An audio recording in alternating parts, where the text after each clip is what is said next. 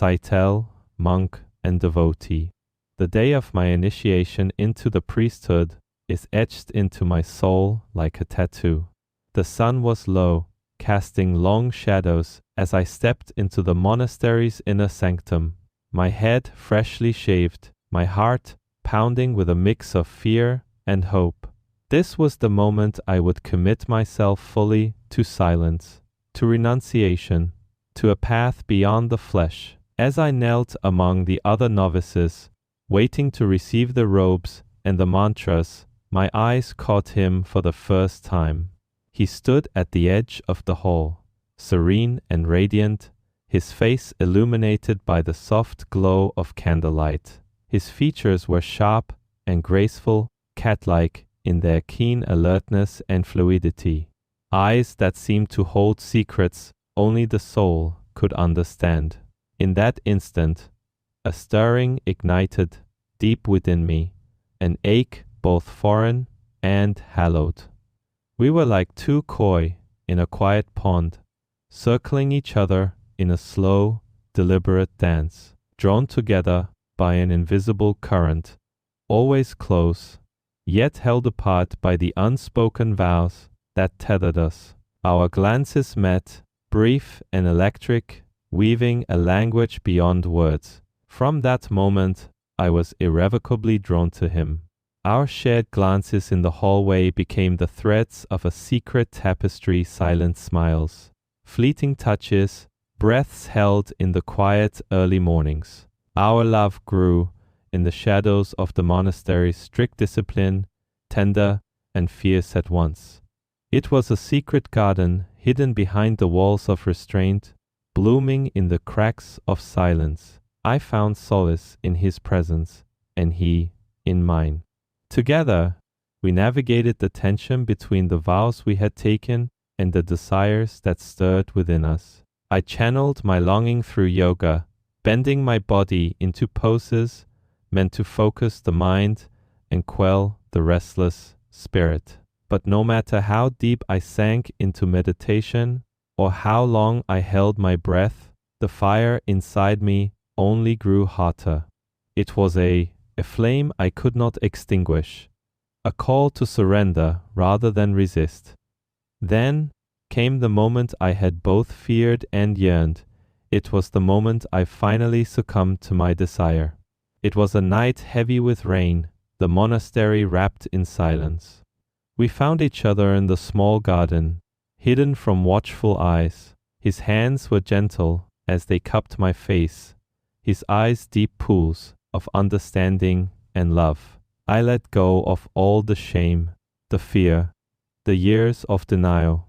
In that embrace, I felt a profound peace, the one I had been praying for. My body and spirit finally united. Our souls touched like flames merging into a single, brighter light.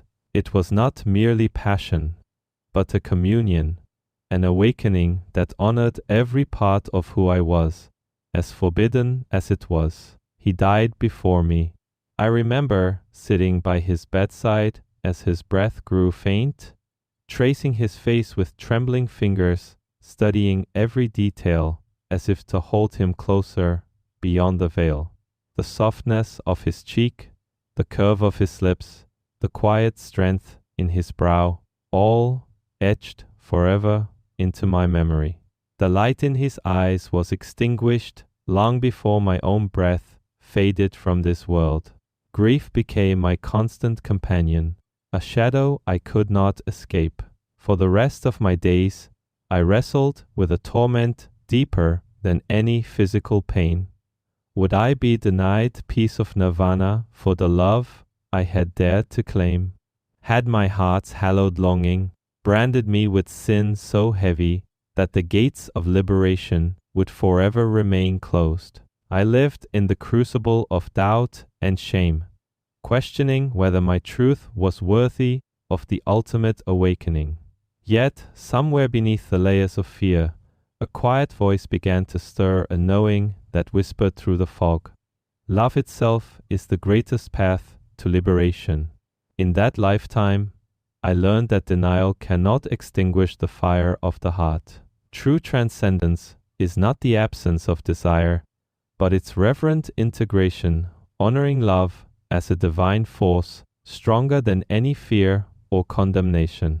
I understood finally that the soul's journey is toward wholeness, where every facet of our being is embraced. I transcended not in spite of my love, but because of it. The ache of longing, the courage to surrender, the tenderness shared in stolen moments, all became my passage. Love was not my sin, it was my salvation. And in that knowing, gnosis dawned within me, not just intellectual understanding, but a visceral, radiant knowing that stirred in the very core of my being. Gnosis is the flame that burns away illusion, the quiet wisdom that cannot be taught, but only realized through lived experience. We called this prajna then. It was this that transformed my suffering into insight. I came to see that the boundaries between desire and denial, sin and sanctity, self and other, are illusions crafted by fear. True awakening is the dissolution of these false walls, the merging of all contradictions into a single truth. That love, in its purest form, is the divine essence flowing through all things, the same rhythm we found in chanting and in breath. This knowing did not come from books or doctrines, but from the intimate communion of two souls, daring to be fully seen and fully embraced. It was the hallowed fire that ignited in our union, the holy spark that no judgment or repression could ever extinguish. In the twilight of my years, I became a figure of reverence within the monastery, a living testament to wisdom, discipline, and the revered path. The novices looked to me with awe, the elders sought my counsel, and the community honored me as one who had mastered the art of detachment and inner peace. They saw a man who had conquered desire, a monk who had transcended the temptations of the flesh. But within the quiet chambers of my heart, I held a secret one I carried with both humility and fierce self-honesty. I had broken my vows, not once, but many times. I had surrendered to the longing that once burned like wildfire, and I knew, deep within my bones, that if given the chance, I would do it again. My lover, with his cat-like features, those sharp, knowing eyes and graceful movements, was always present in my thoughts. This was not a failure, but a truth I embraced, for the vows were meant to guide me, not to cage me. The holy fire of love, desire, and connection was a force greater than any rule, any doctrine. It was the divine essence that called me toward wholeness, not away from it. I never spoke of this secret. It remained my silent prayer and my hidden truth, one that grounded my wisdom in lived experience rather than mere ascetic ideal. I understood that true mastery was not in denial, but in the conscious choice to honor all parts of the self, even the ones that transgressed. And so, I lived my days as both monk and lover, sage and sinner, always aware that the path of the heart is not linear, but a spiral circling back to the same truths, deeper and more radiant each time. In this knowing, I found freedom. The freedom to be fully human and fully divine, forever walking the delicate balance between longing and restraint.